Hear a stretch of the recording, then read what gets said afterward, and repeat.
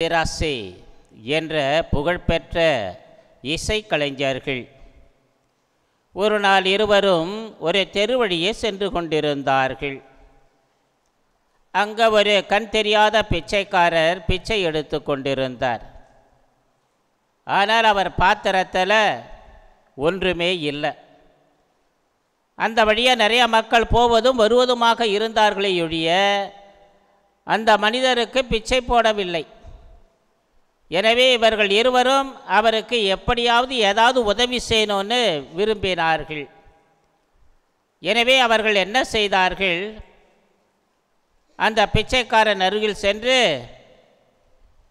பாடலை பாட ஆரம்பித்தார்கள். புகழ்பெற்ற இசைக்கலைஞர்கள் தெருவிலே பாடிக்கொண்டிருக்கிறார்களே என்று பார்த்து நிறைய மக்கள் கூட்டம் வந்து சேர்ந்தது. கொஞ்ச நேரம் பாடிய பின்பு தனது தொப்பியை கயிற்றி பிச்சை பாத்திரமாக மாற்றி அங்கே இருந்த கூட்டத்துக்கு நடுவில் அனுப்புனாங்க. அவரவர்கள் தங்களிடம் இருந்தவற்றை போட்டார்கள்.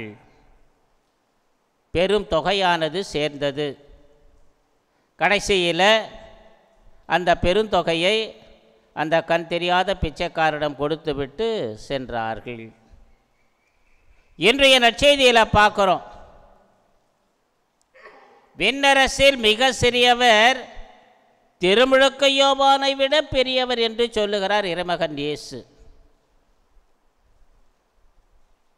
விண்ணரசின் பங்காளிகளாக நாம் மாற வேண்டும் என்றால் என்ன செய்ய வேண்டும்? அரிய பெரிய காரியங்களை செய்யணும்னு இறைவன் எதிர்பார்க்கவில்லை. மாறாக இந்த இசைக்கலைஞரை போல சிறு சிறு காரியங்களை செய்து தனக்கு அருகாமையில் இருக்கிற மக்களுக்கு உதவி புரிந்தாலே போதுமானது. நாம் இந்த திருமுழுக்கு யோவானை விட பெரியவர்களாக மாறுவோம். அன்புக்குரியவர்களே, புனித சின்னப்பர் எபிசியருக்கு எழுத நிருபத்தில் 2:10 சொல்கிறாரு. மிக தெளிவான ஸ்டேட்மெண்ட். நம்ம ஏன் இந்த உலகத்தில் பிறந்தோங்கிறதே சொல்கிறாரு. அங்கே தான் என்ன சொல்கிறாருன்னு பார்க்கின்ற பொழுது, நன்மை செய்வதற்கு என்றே ஆண்டவராக இயேசு கிறிஸ்துவுக்குள் நீங்கள் படைக்கப்பட்டிருக்கிறீர்கள். என்ன தெளிவான ஸ்டேட்மெண்ட் பாருங்க.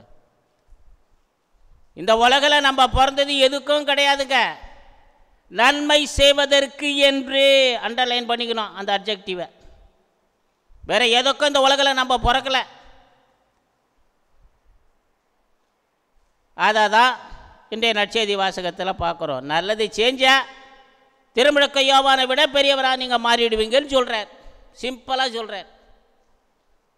எனவே அன்புக்குரியவர்களே, கடவுள் நமக்கு இலவசமாக கொடுத்தவற்றை இலவசமாக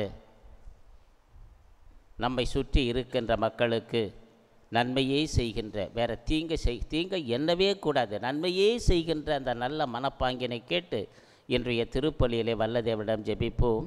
இறைவன் நம் ஒவ்வொருவரையும் நிறைவாக ஆசீர்வதிப்பாராக. ஆமேன்.